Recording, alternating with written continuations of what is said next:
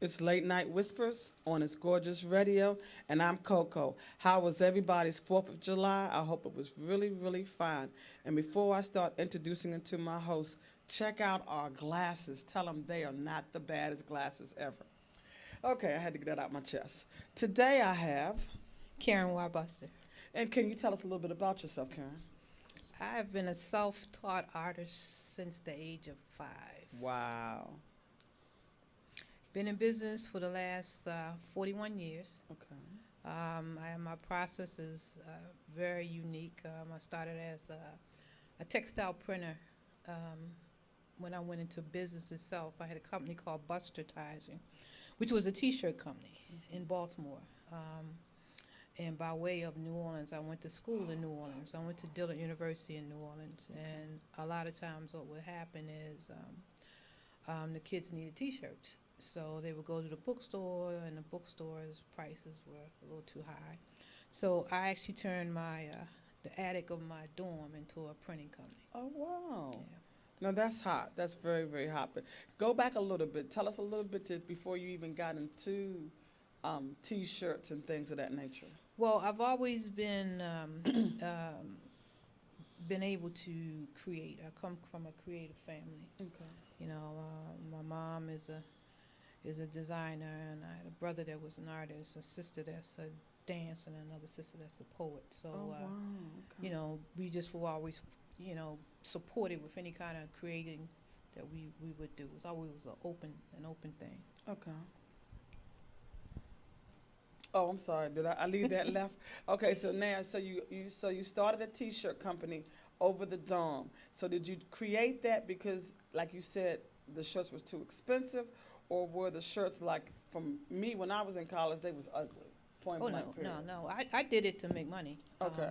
I was a photographer on campus, and another way for me to make money was to do the paraphernalia designs for all the Greek organizations.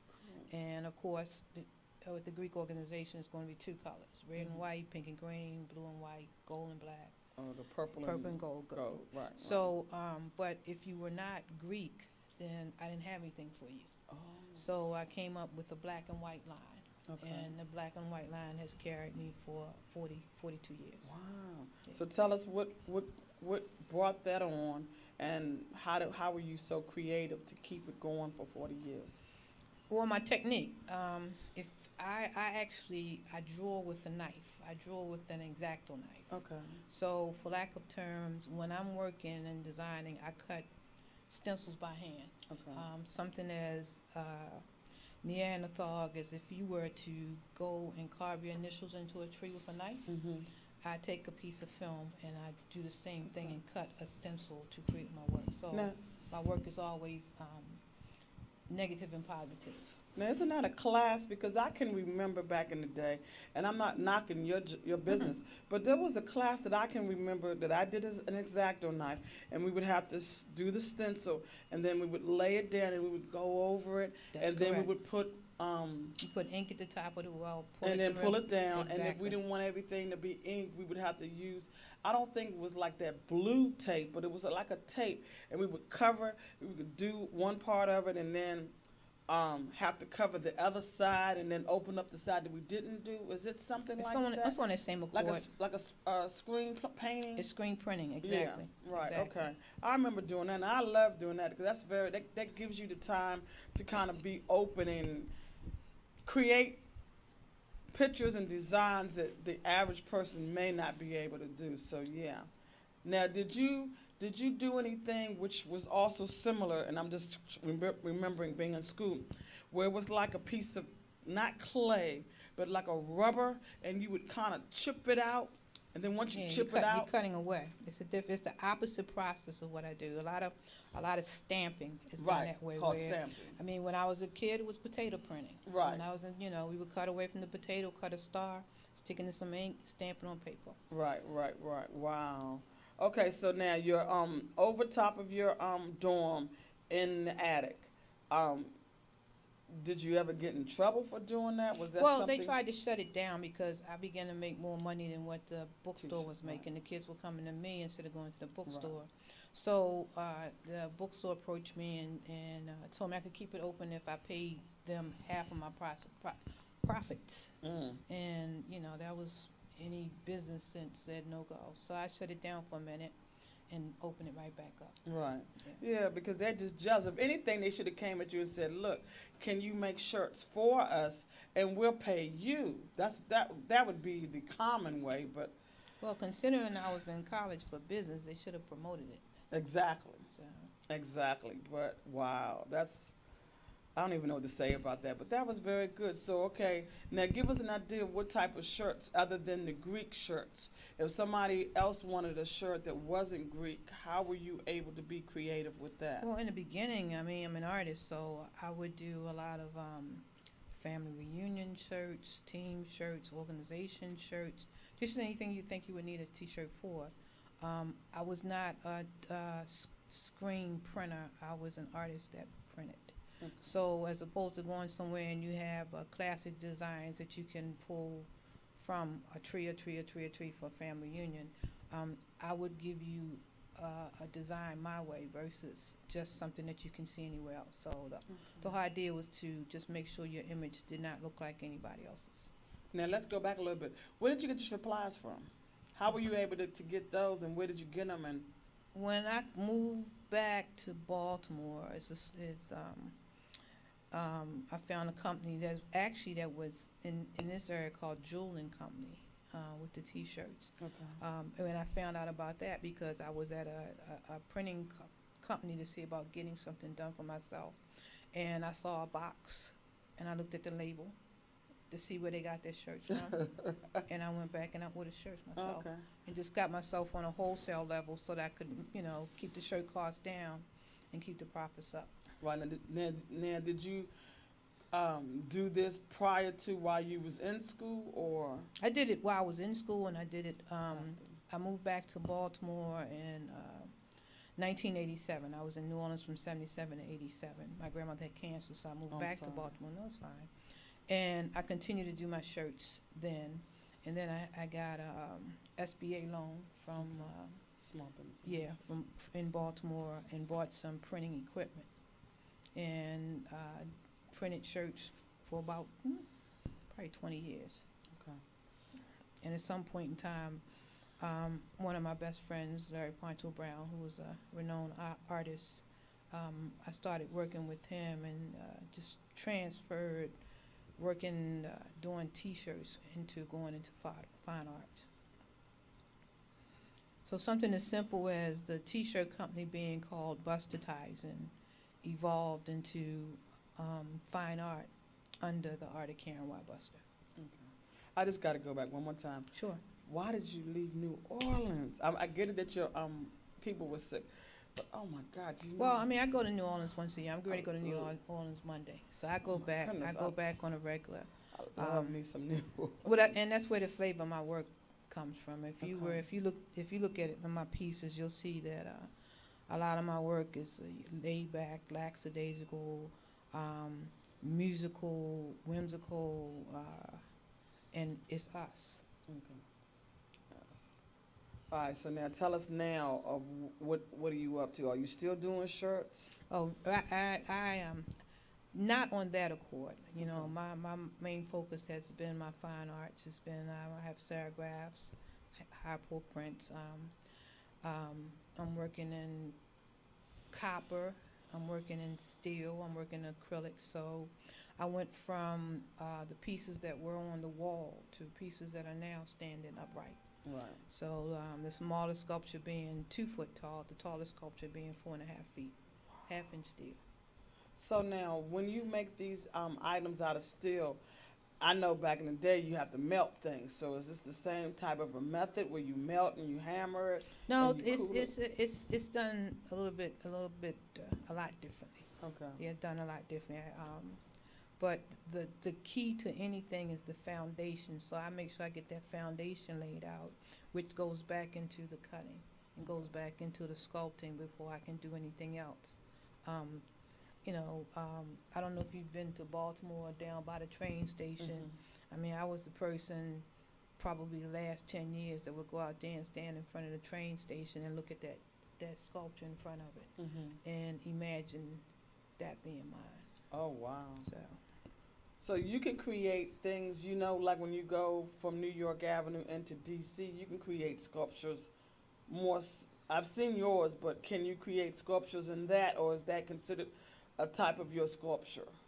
well, anything can be done. Okay. Anything can be done. Anything can be fabricated.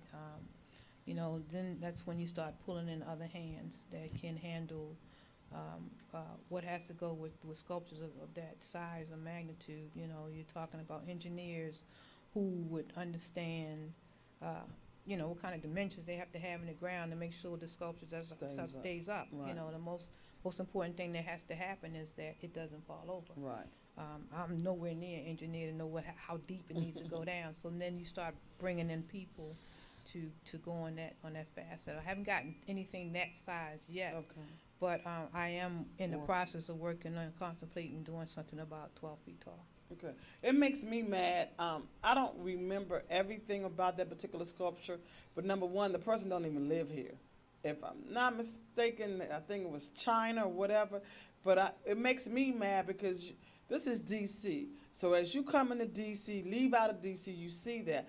Why couldn't they have found somebody that is either born and raised in DC, have been in DC forever?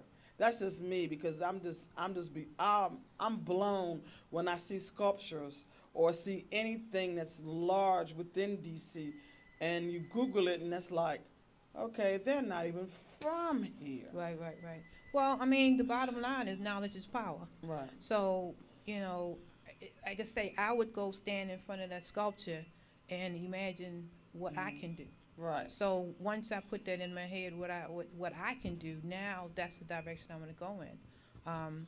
I can only say, had I not seen that sculpture by whomever made it, I may have not had that thought. So, I mean, I'm the kind of person, I flip anything that I feel that's negative into something positive, so I can pull something from it, to better myself with what I'm doing. So what got you from doing T-shirts to sculptures? Was it something that I don't know? I don't know how to. Well, to it get was that out. evolution. It's evolution, Okay. you have to keep coming up with something new. Like I said, I'm 42 years in the game. So what I was doing when I got started at 17, 18, at 60, I can't be doing. Right. So And- there has to be some kind of evolution between that time so you can see how my work has evolved. And ladies and gentlemen, she did say 60, and there's not an ounce of gray age looking this lady. And just to throw this in, I'll be 55 next week, and I'm right behind her. And I just want to rub my skin a little bit against her. Hopefully, I can be 60 and look as fabulous as you. I keep plenty of Bengay, Epsom Oh. salt, so I know how to soak my feet at night, Oh, my and I goodness. try and walk upright. But I'm talking about the face. The face is beautiful. Thank you. Your skin is gorgeous. Thank you, Jimmy. Okay, no, that's just me. But okay, now I know on your website and things of that nature, you have. I want to say, was that a sculpture that you sit in, or was that just a wall piece? It looked like it was like. No, that's the piece That was that a actually chair? that's actually it stands up. Okay. It stands up. So Okay. again, that's this is my evolution into Your this next year. phase. Yeah, where I'm going. I foresee this being probably one of my greatest phases Right. because it's a total change of pace for what people have known my work to be. So I'm looking forward to it, and as long as I keep that excitement, Mm-hmm. then I can't imagine the direction that I'll go in.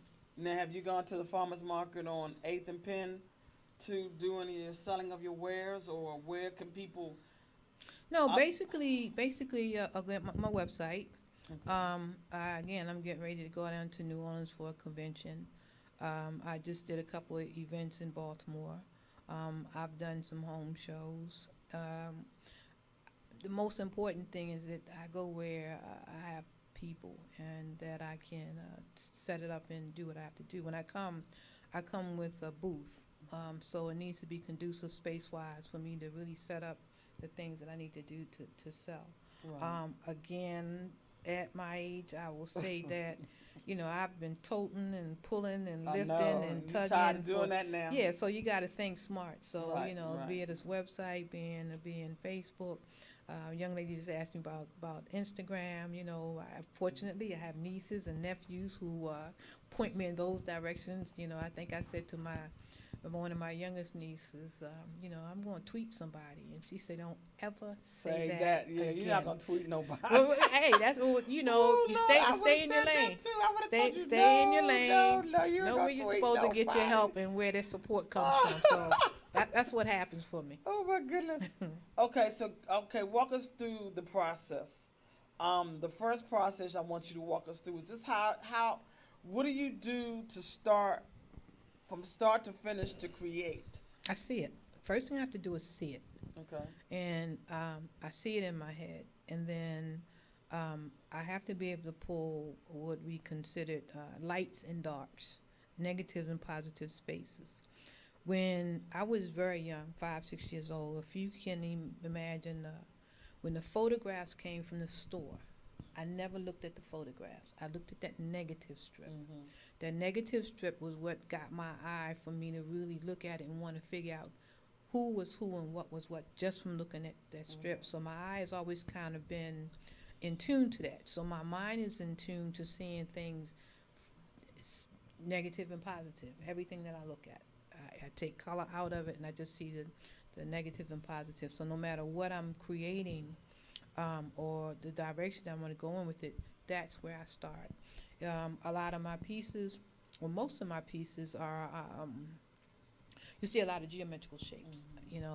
I love geometrical shapes and I love repetition.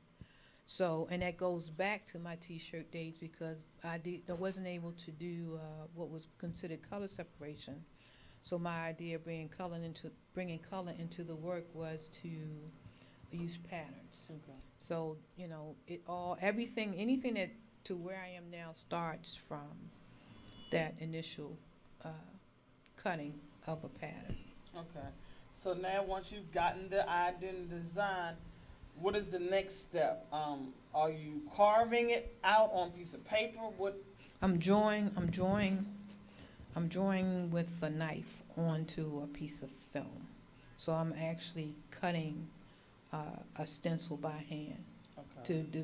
to go to the next step there, whether or not it's fabricated, whether or not it's printed, whether or not it's a serigraph or a hand pull print or a lithograph, which is going to be a machine done print. Everything has to have a solid foundation.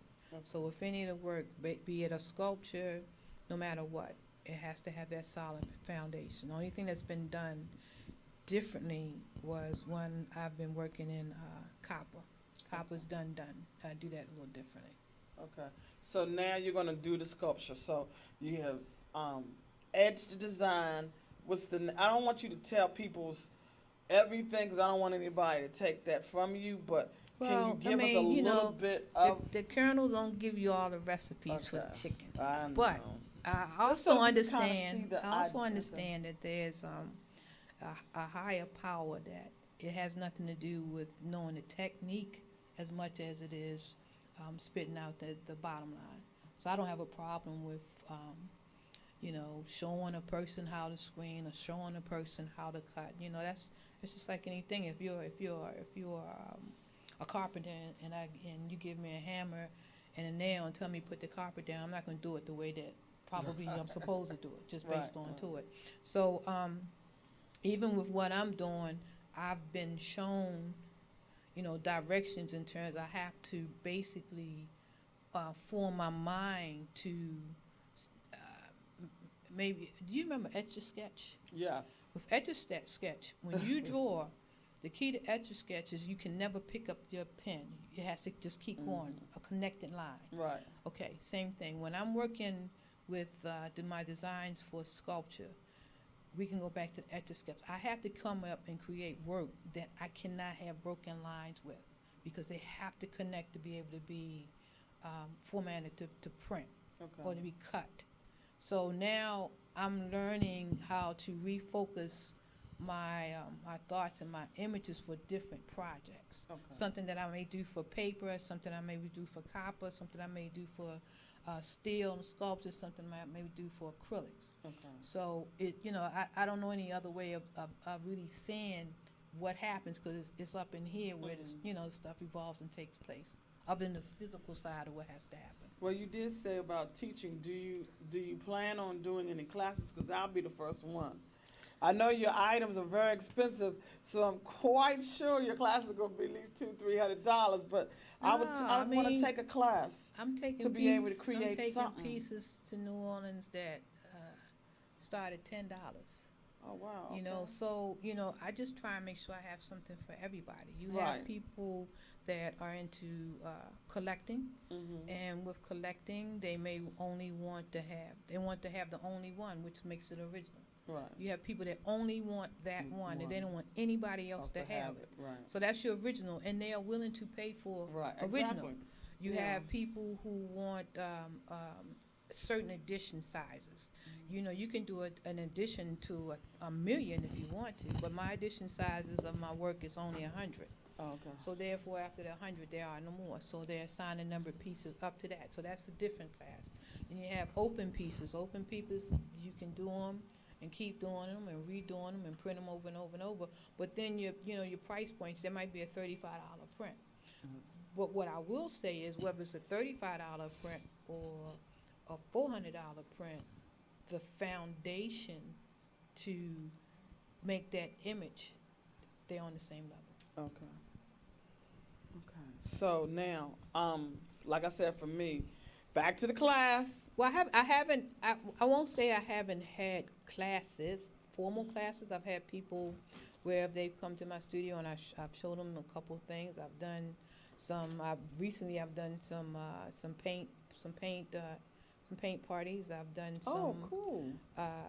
therapeutic parties where Okay. basically it's art therapy for different individuals, which is something totally different, but it's Yeah, a, you it's need a to lot heavier elaborate than about that. yeah, it's a lot heavier than what a paint party would be, because what happens is you come to, or I go to whatever it's for, and you will do a design or create a painting, but you can't talk. Music is cool. I put on music.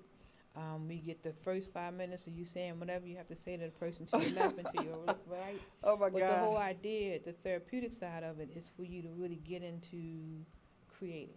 Okay. And you'd be surprised what happens once a person just get into their work versus paying attention to what's going on the left and right, phone, and all that kind of thing.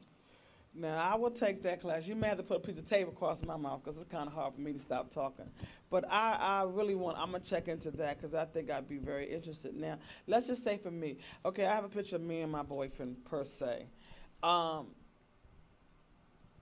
How would a person, you didn't give any information, but we're going to make sure we do that at the end. How would somebody get in contact with you, and what would be the procedures from step to step to step to step? So I got this picture. Here's my picture. So is Now, that for me to do it or for you to do it? for you to do it? I Well- would like for you to create something. Which Here's I've my- done. I've done commission pieces before, and Okay. what I tell people is, I need to see it, Okay. and I can tell you as soon as I see it if I can do it. Okay. Because once I see it, if I'm able to see those lights and darks, and those negatives and positive spaces in your image, I can recreate it. If I can't see that, then I can't do it. And if Okay. that's the case, then I kind of like take it from there, and we'll run with it for you. Okay. So hypothetically, let's just say a picture the size of the screen, and I know you don't want to really probably quote. Well, price.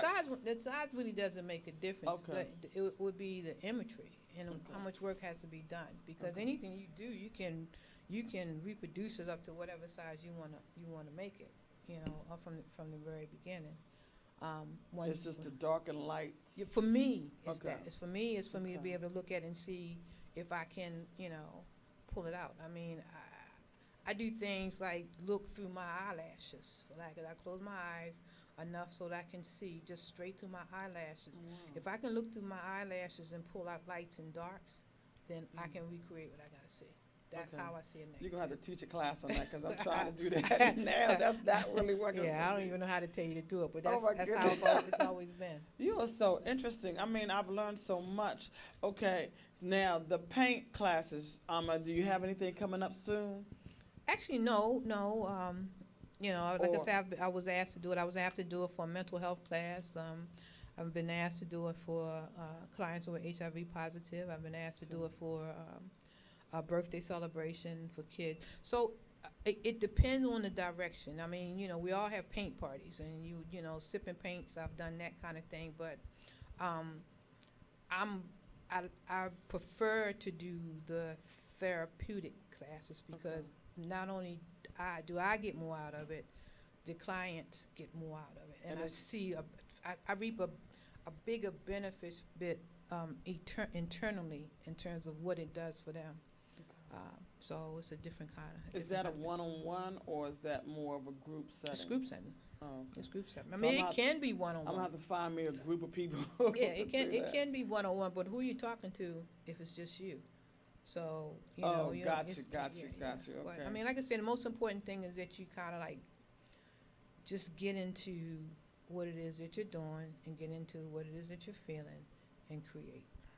Okay, because I'm an artist, but I really wish you could kind of go back a little bit, what you was telling me outside, a little bit about yourself and the type of work that you do and the type of people that you work with, because that touched me, and you know why it touched me, because of what we talked about earlier. Yeah. So just, Well, I've been in the human services field for 43 years, from being an EMT, working on an ambulance, to working as PRP and mental health, with working with clients, both homebound and group settings, to working with the Department of Health, where I'm working with as case management. So, I mean, all of it boils down to just being able to help people. right. So, and that's how I see art, because art helps people. And that's why I say I like that therapeutic side, because that's what it can kind of do. So I think my human services background just kind of like spills over into everything else that I'm doing work-wise. Now, making like the copper pieces or your other pieces are made out of Steel. Steel. I'm dealing with canvas, I'm dealing with steel, I'm dealing with paper, I'm dealing with acrylic, and I'm dealing with copper. Okay. Acrylic, copper, and steel are something brand new for me. Okay. The canvas and the paper is something I've been doing all along. Okay, so the steel and the copper. One, would that be a class that you would teach?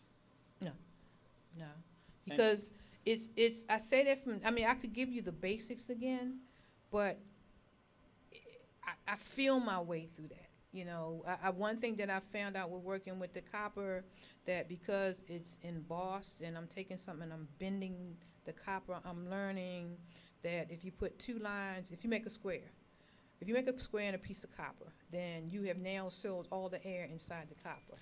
So instead of making four lines, you have to make 3 lines. So that as you're doing that, the air that's in the copper can escape before you start doing anything inside of it. See, that's what I'm saying. It's I a see, that's a fe- little it's, more yeah, technical. it's a feeling Right. of what it's doing. Okay.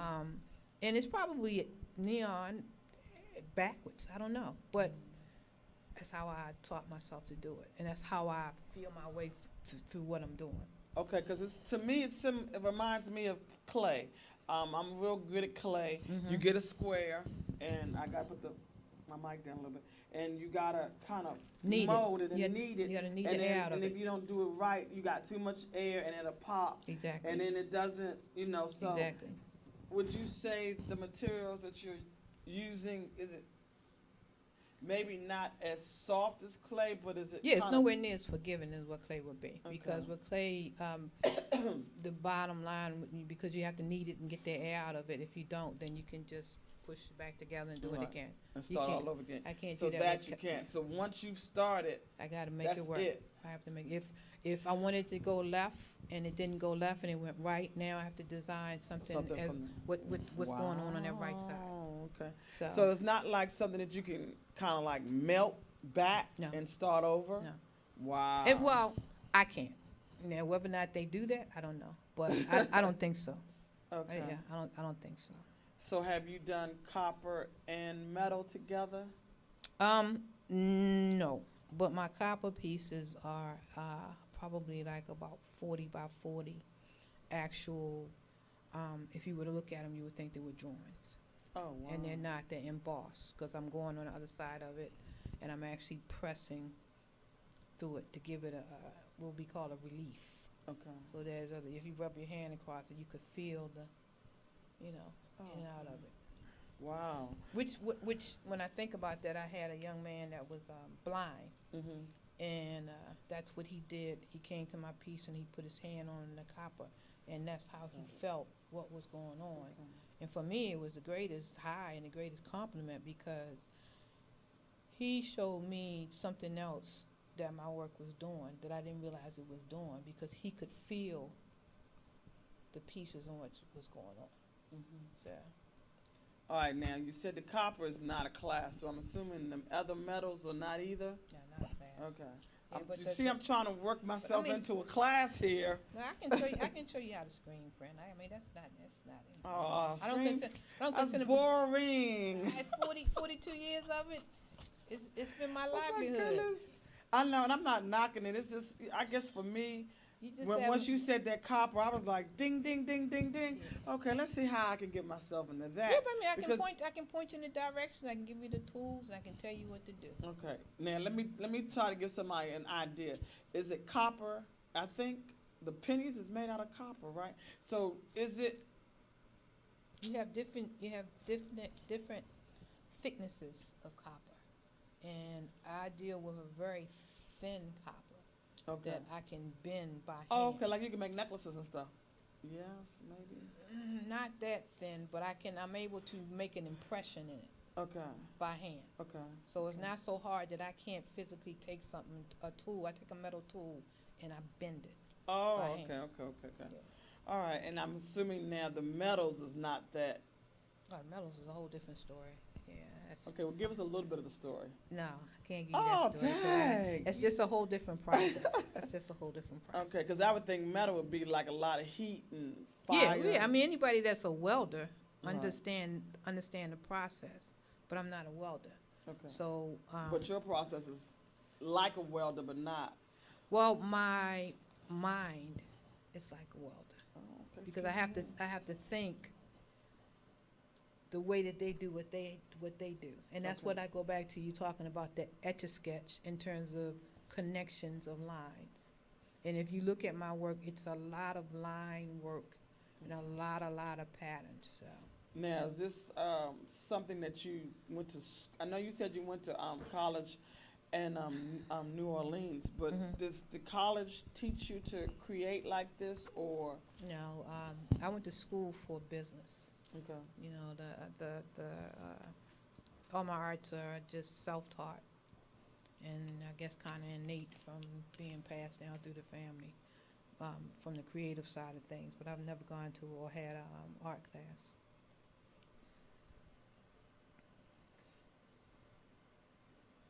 Okay. Because I'm asking because, like I said, I guess I'm a person that would like to take classes.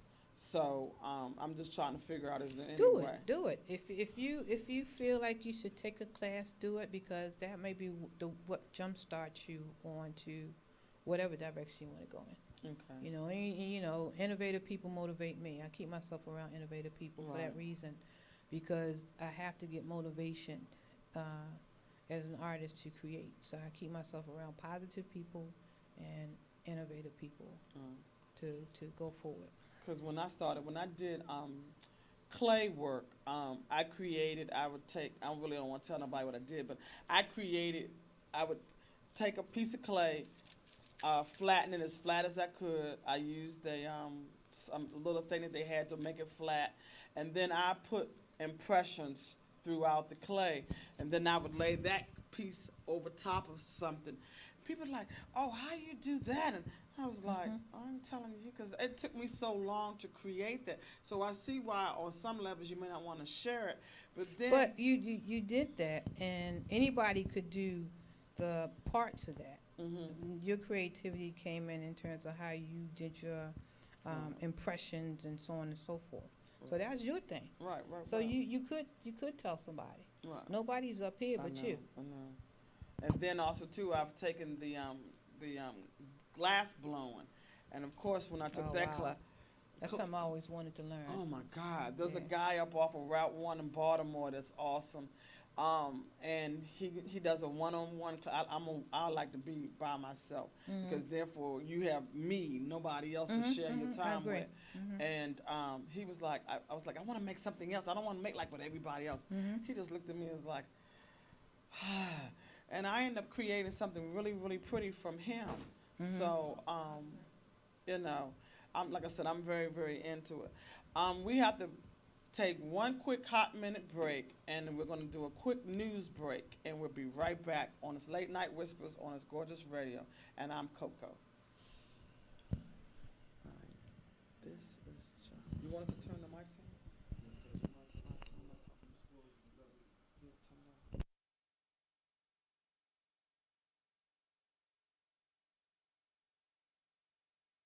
Let's turn to Nike. Colin Kaepernick did not like the design of a patriotic sneaker, and the footwear company nixed it. The company now under fire. Jared Max is here with the whole story. Hey, Jared. Good morning, Dagan. The Nike Air Max 1 USA was created to celebrate our country's independence, but the sneaker will not be sold to the public. The sneakers were shipped to retailers, but then they were told to return them.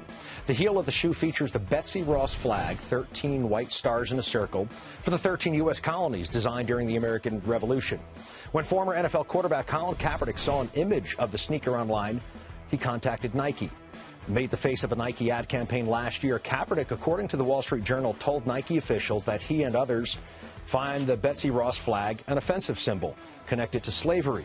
Kaepernick, who transitioned from football player to activist, last played in 2016, initially was thought to be a dangerous choice by many for the Nike campaign, but since its launch, Nike sales have jumped. Great demand in the U.S. and China. Sales were up 4% in last year's fourth quarter to $10.8 billion, and this year the stock is up more than 15%. A Nike spokeswoman says that Nike has chosen to not release the Air Max 1 Quick Strike 4th of July, as it featured an old version of an American flag. Some sneakers made it to the black market and now are a hot item. And NFL Executive Vice President and Chief Marketing Officer Tim Ellis spoke with Mornings with Maria about the challenge of rebranding the NFL after Kaepernick's controversies and the protests.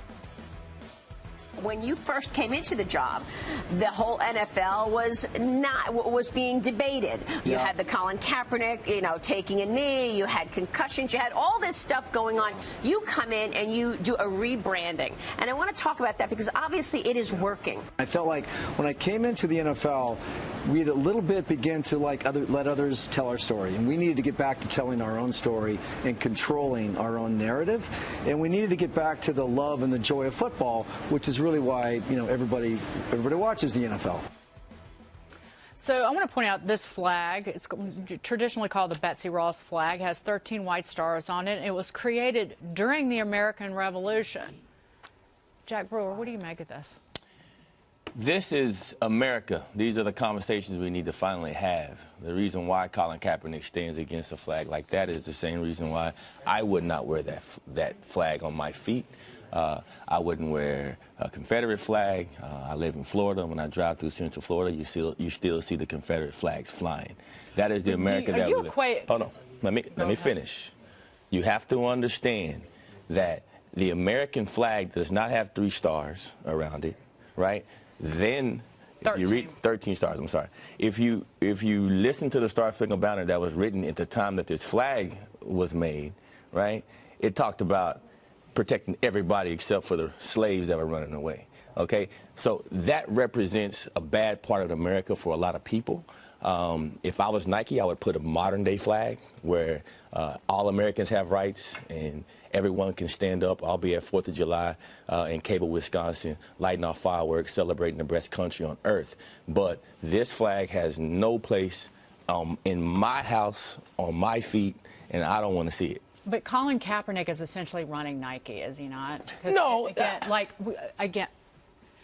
They're putting more and more of their brand on him if he calls the shots like this? I think this situation is different, Dagan. I do not agree with everything Colin Kaepernick does. You know that. I don't agree with his approach to everything. I would have handled the situation much differently. I choose to go into the communities that are suffering. I don't blame things on our cops, but this situation is different because you have a time in American history where this country was built off slavery. And if you have a flag that was representing all those except for a slave, we weren't even a whole person in our Constitution when this flag was made. I wanted to point out the Star Spangled Banner was written some years later, because the Star Spangled Banner was written by Francis about. Scott. Right. It was 1814 is when it was written, and it was in 1931 became the America's national anthem. So it was some years later. This is a flag that was designed during the American Revolution. Even worse, Dagan, the American Revolution was fought 1770s. In the 1770s. A black person was not even didn't even equal a person. Let me ask you this, during that time in American history. But again, the Wall Street Journal goes into this.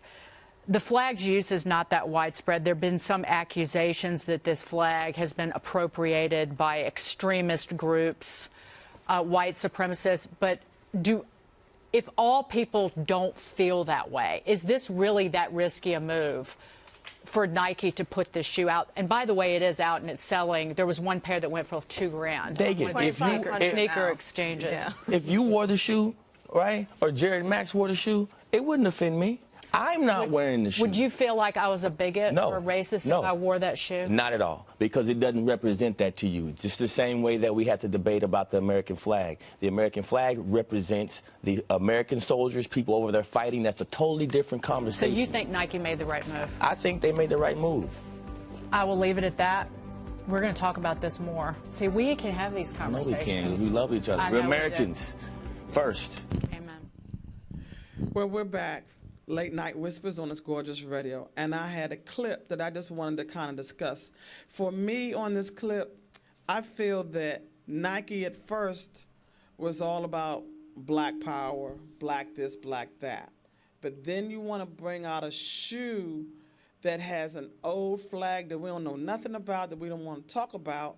Why couldn't they have just brought a shoe out with the up-to-date flag? So for me, I think Nike is flip-flopping. I would not have bought it. I would not have sold it. I would not have even wanted to look at the shoe. But again, we're having so many problems: black this, black that, white this, white that. I just sometimes just wish that we could all just get it together and just love each other. But I don't ever see this ever happening, because with the president that we have, I don't even know what to say right now. Well, I mean, I don't know a whole lot about it. What I do know is that money is power. Right. And if you have something that I don't want to support, then I don't give you my money. Exactly. Once you start doing that, then it causes a rift for you to make a decision whether you want to continue to sell it, or you want to make a change and do something different so you can go back and get the masses money. Right. If the masses that you're getting say, I want this, then, everybody's an individual and you make your own decision. What stays in my pocket stays in my pocket, and if I'm not going to support it, then I wouldn't support it. Right, exactly. Okay, we only have a few more minutes. I would like for you to tell everybody your name, address, email, whatever you want to let people know how to get in contact with you. I know you said you have something going on in New Orleans. You can let people know when that's going to be. And if you have anything coming up, whether it's even next month or whenever here, please let everybody know. Again, my name is Karen Y. Buster. My website is KarenYBuster.com. You can find me on Facebook, Karen Y. Buster. The next show that I'm actually doing is I'm going to New Orleans for the Delta Convention, for about a week. Okay. That's up and coming now. So that's like a major convention that I will be introducing the sculpture pieces specifically for that show. That pretty much will end my year. I have I do have a home show that I'm doing there, but if I come with anything else, it would be, for me, last minute, and I just made a decision to do it when I'm back on this side of the world. Okay. All right. I want to reach out to anybody and everybody. If you have a business, or if you're thinking about a business, or yeah, one more thing. I just thought about my email address. My Yeah, email, forgot. Sorry. bustertizin@gmail, bustertizin@gmail.com. Telephone number. Oh, you don't want to get that. Okay, give the email one more time. Bustertizin, bustertizin@gmail.com. Okay, and I'm glad you added that because we didn't want to forget about that. I want everybody to at least reach out and check her artwork. Her artwork is vicious, and I mean when I say vicious, it's like that. If anybody has a business, starting a business, want a business, or just thinking about a business, please reach out. Late Night Whispers at Gmail. My number is 202-510-2199. You can get me on Facebook, email, Spotify now, and whatever you want to, YouTube as well. I do reach out to people who may be a little scared to promote their business. Please don't. I'll try to make it as easy. 1, 2, 3, you and me. I appreciate everybody watching us today. It's Late Night Whispers on this gorgeous radio, and I am Coco. Mwah. Good night. Thank you. Good night.